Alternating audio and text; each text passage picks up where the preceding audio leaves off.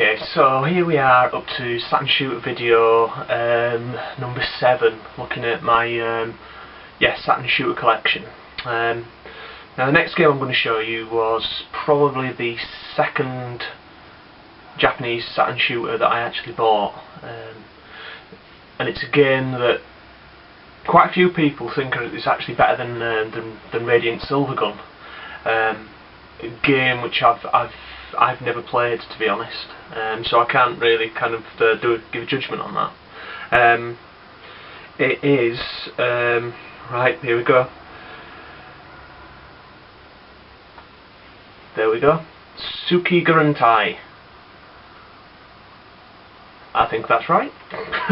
Probably not. I've probably pronounced that completely and utterly wrong. Now this game was released on the Saturn and the PlayStation. Now the PlayStation version's got an extra ship, but apparently there's quite a lot of slowdown in it, and it's not as clear as the Saturn version. So the Saturn version is seen by a lot of people as being the superior version, because the arcade board, it's the STV4 board, I believe.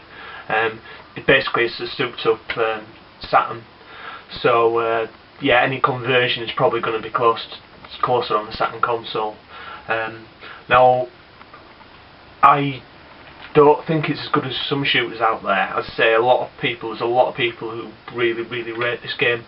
It's very good, has to be said, but it's not necessarily my cup of tea. I enjoy playing it, but and it's amazing, but I think there are better shooters on the Saturn.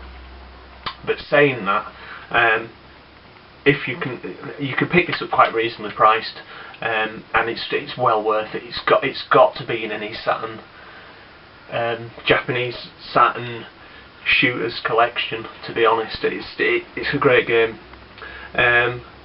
So yeah, there we go, spine card. And that's the actual, there we go. Yeah, basically it's got a bit of a crazy targeting system on it, a bit like an enhanced version of layer sections targeting system, where it'll lock on and fire missiles, and you've got different kind of patterns of, basically it's like a sweeping kind of targeting system, and there's 3 different kinds of way that the sweep to suit different gameplay, but the game's it's quite fast. It's quite fast and furious in places. You've got to think most kind of strategically sometimes as well about how you use your targeting system. Now the booklet's a bit it's colour, but it's a bit bog standard. It's there's no great pieces of artwork in there. Still nicer than a UK release. There we go. But strangely enough, this game was released twice on the Saturn. There's this version, which is the original release.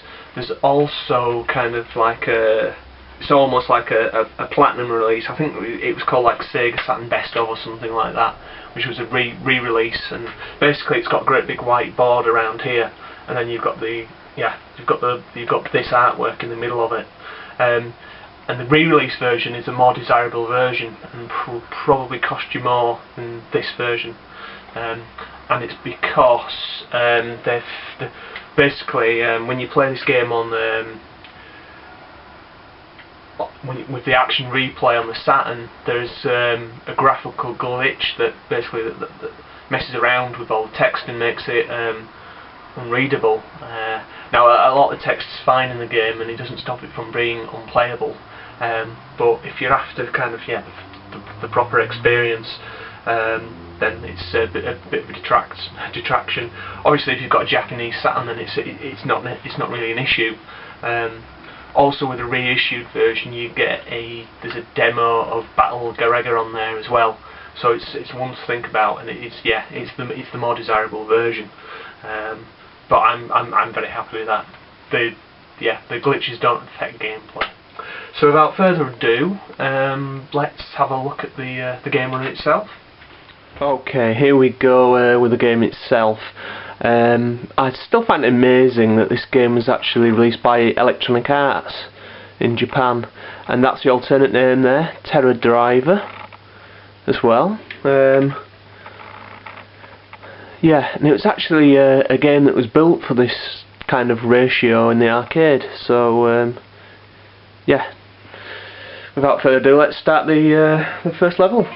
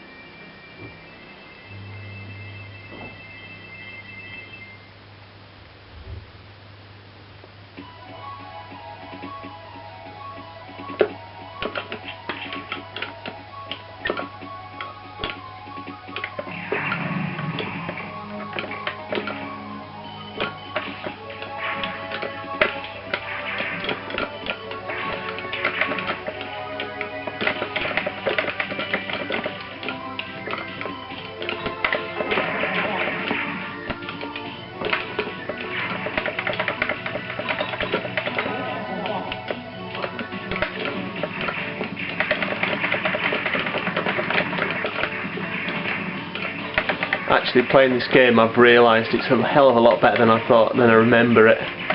I really quite enjoyed playing this the other day. Ooh.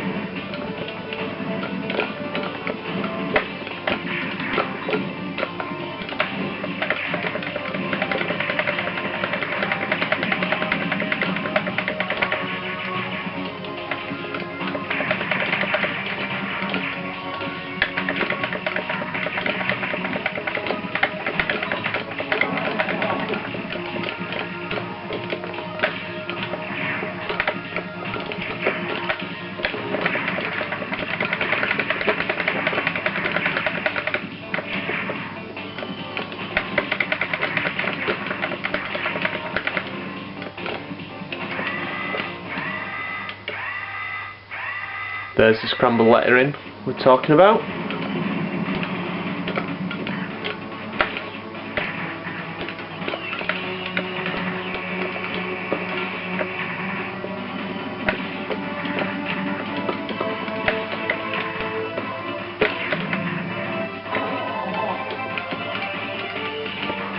Not great at this game.